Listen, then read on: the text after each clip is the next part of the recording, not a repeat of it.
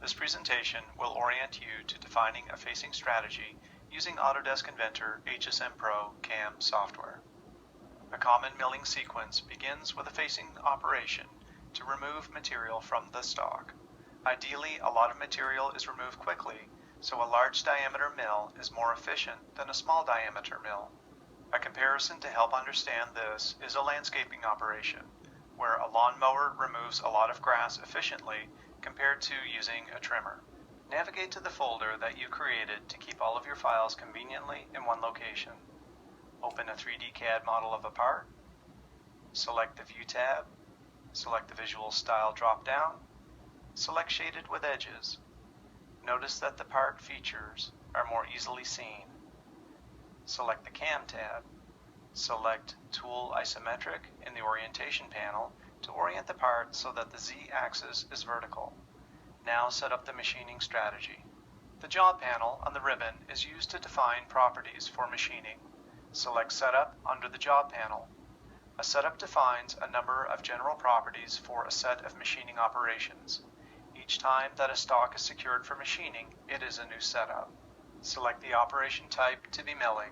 Under the Work Coordinate System, select Model Orientation if the part was modeled with the Z-axis aligned with the features to be machined. This will assign the X, Y, and Z axes in the same orientation for the CAM setup and the 3D model. Under Origin, select the stock box point. This option is used because the stock is a larger dimension than the final part.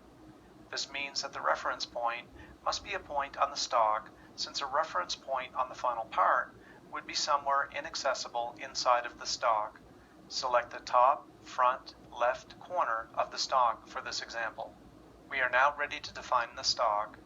If you selected OK after entering information in the Setup tab, then double-click on Setup to open the options. Select the Stock tab. If needed, expand the CAM browser by selecting the right edge and dragging to resize it. Use a relative size box option.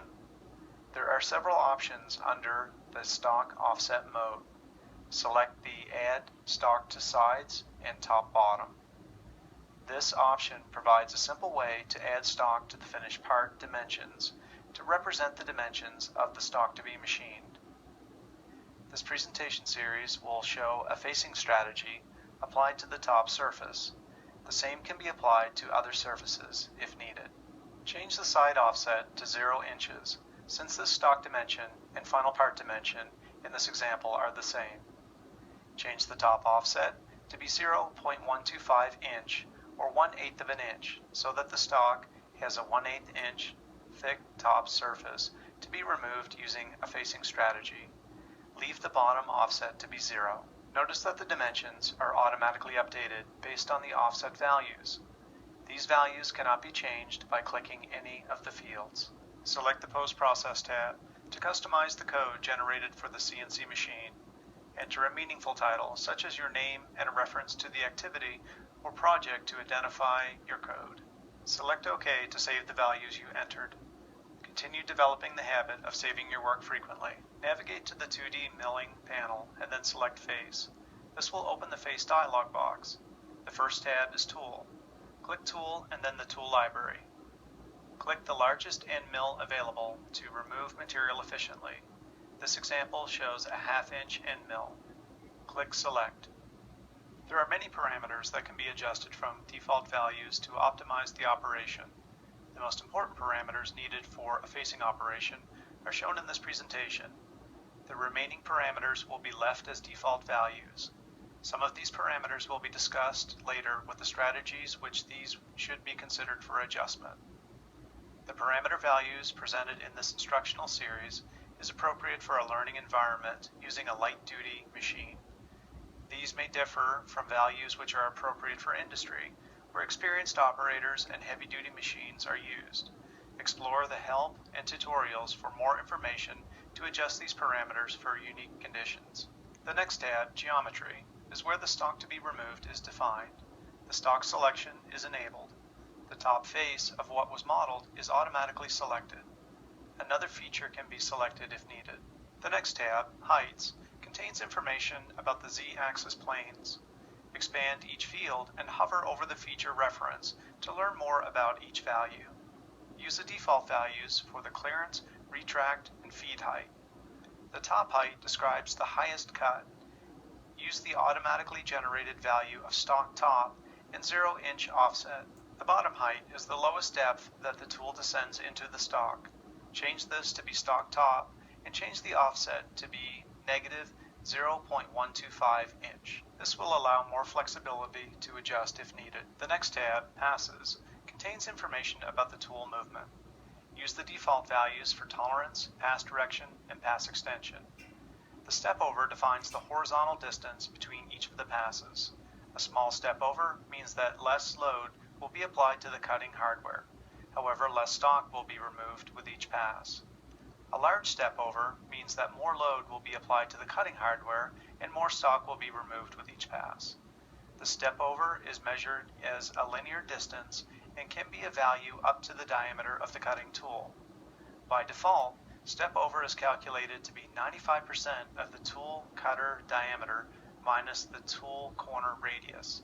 This means that 5% of the cutter diameter will overlap the previous pass, resulting in a more efficient stock removal than 0%.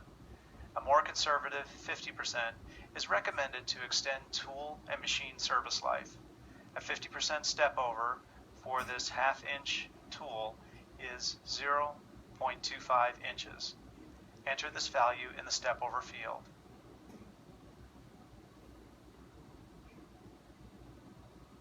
The direction drop-down default is both ways, which will use conventional and climb milling. Conventional milling is when the milling tool advances through the material so that the cutting flutes engage the material at zero thickness and increase to maximum thickness. Climb milling is when the milling tool advances through the material so that the cutting flutes engage the material at maximum thickness and then decrease to zero thickness.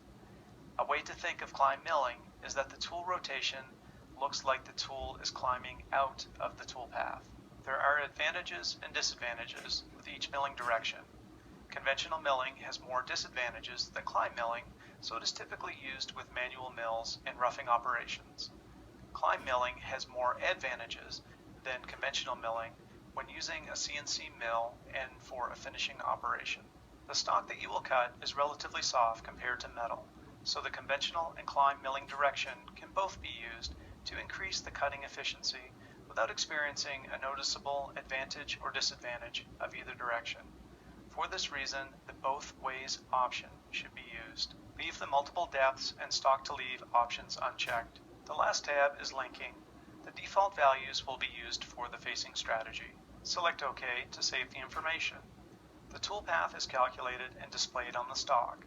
Continue to form the habit of saving your work frequently. Select Simulate on the ribbon to display the animation settings. The Display tab provides several options to customize the simulation display. Select the Stock option to display the stock as it is removed during the simulation. Use the animation control to pause, go forward, rewind, or change the simulation speed.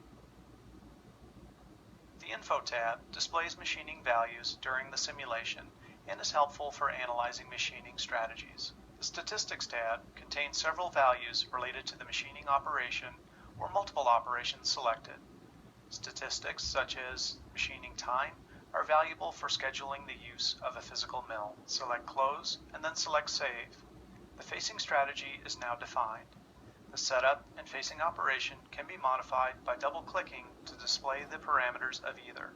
This will remove material from the stock to prepare for the next machining strategies to create the final part features. Continue on to the next presentation in this instructional series.